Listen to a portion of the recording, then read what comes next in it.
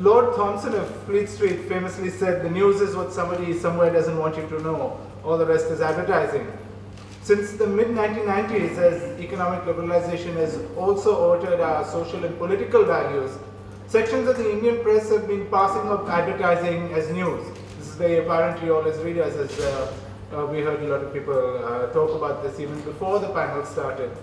Consequent upon this has been a boom in the public relations industry, filled with people whose main jobs it is to influence journalists to fill their publications and channels with items of questionable news value. In some publications, there's no subterfuge or embarrassment about publicity and advertising passing off as news.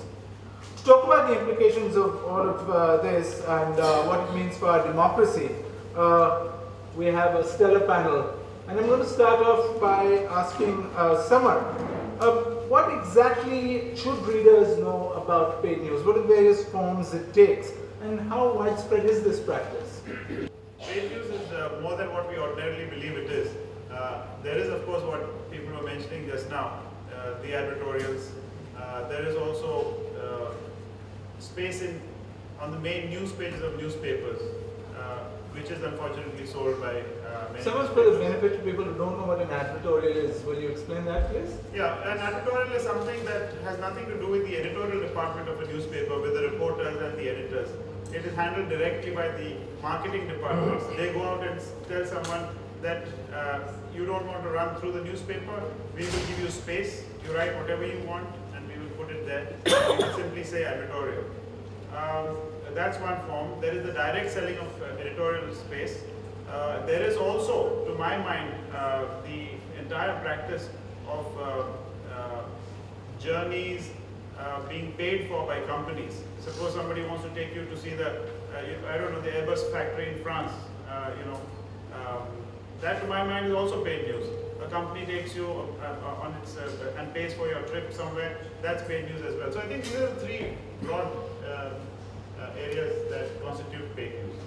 First of all, I think we should outline why it is egregious in the first place. I think we are assuming a lot of things that people may think or may not think, and we think that paid news is an evil, but we must know why it is an evil. Firstly, to my mind, paid news is a contradiction in terms. If it's paid for, it is not news. It may be information and valuable information. And often a newspaper or a magazine has advertising which has got really important information, but it is not news. The foundations of the what we call modern journalism are laid on the separation of church and state. And church does its job, the state does its job. And for the benefit of the advertising department, which is supposed to get ads, the editorial department, which is supposed to go out and cover news. The moment somebody is sent out by the organization to cover something and he comes back and writes, he or she comes back and writes what they saw, that becomes news.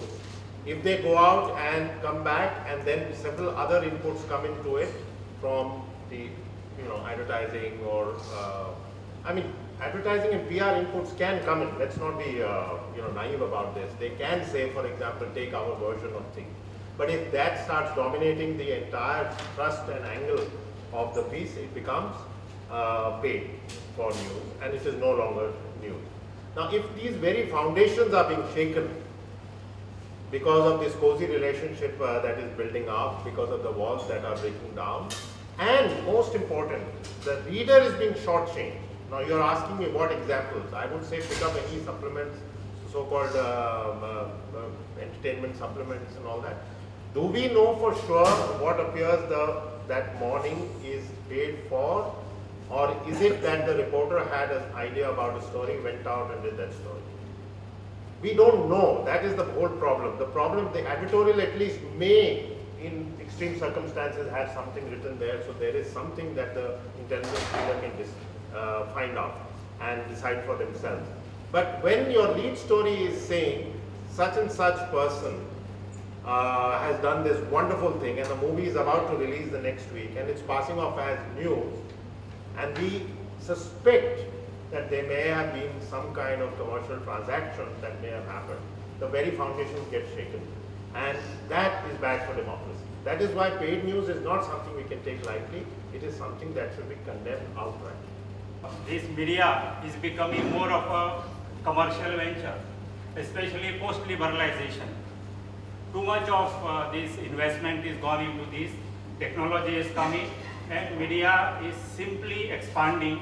Media is simply, there is huge competition, and it is seen as a big business. In one of the aspects of this is that search for desperate revenue models. So people have come out with this kind of innovative measures where they simply try to sell everything. Even they are trying to sell news and views. This is what is happening. Now, as he rightly said, somebody said that where the reader stands, it is the reader is not discerning. Biggest problem where we should also see is that if we are saying that the media should be accountable to the people simply are not in position to know this. One is because they are not organized. They are highly unorganized. Everybody talks about media in the morning, by afternoon he forgets. Another reason is media people themselves we have come into a situation of demand and supply, consumerism so much obsessed that if you are some product of say toothpaste, it was costing some 10 years back, say 8 rupees. Today same you are willing to buy that brand very proudly for 30 or 35 rupees. Whereas your newspaper, if it was costing that time 2 rupees, today it is 1 rupee. And you are proud about it that I am a big consumer. Who is subsidizing this paper? Somebody somewhere, some advertiser, some politician, he is subsidizing that paper for you. So you get cracked. That is the problem. Biggest problem is this revenue model of subsidizing the price of the newspaper itself. There it starts. But saying that I am not justifying it. Now another point very important is this paid news. According to me, it is much more become serious during elections itself. Because election and Goa angle, I will come there. In election, just see, over the years, what are we trying to fight? We are trying to fight money power and muscle power in elections.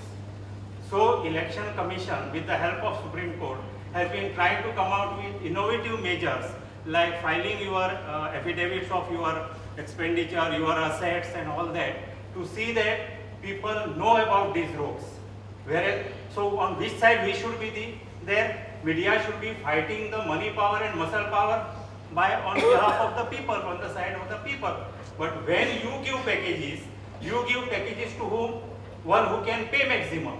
Candidate, whether he is criminal or political party is of useless this, but if they can buy your package, you are going to give them publicity. Explain what a package is. Yeah, packages, many times in these elections, what happens is supposing if you can pay 1.5 lakh rupees over 14 days of electioneering, your maximum coverage will be given. What it means, when you are giving coverage to X, Y, Z, by taking lakhs of rupees, you are depriving other candidates space. Not only this, what happens is during elections, when this so-called paid news, when supposing let us take a local paper, if during 14 days of elections, if that space, page 1, page 2, page 3, important area is cornered by say X political party by paying in advance, all the candidates of that party can fully sleep thinking that in all major papers, or in all bigger papers at a prominent space during 14 days of electioneering, nothing negative can come about us. This is the very dangerous. Now, in the elections, people need independent space of their news and views. Where is that? If you have cornered it for somebody, where are you giving that independent news and views? Another aspect is very related. In the present days, it is not only the papers are of investors, that is the money investors, but now increasingly if we see southward, if you go, this independent space is further narrowed down for the readers by political ownership. We have Sharad Pawar, these newspapers, family papers in South India, electronic as well as this, everywhere you have these politicians. So first, it is dominated by people who are desperately out to get profit, and now another remaining space is being fought by ownership of political parties and political these ideologies. So where is during the election where people should search for independent space?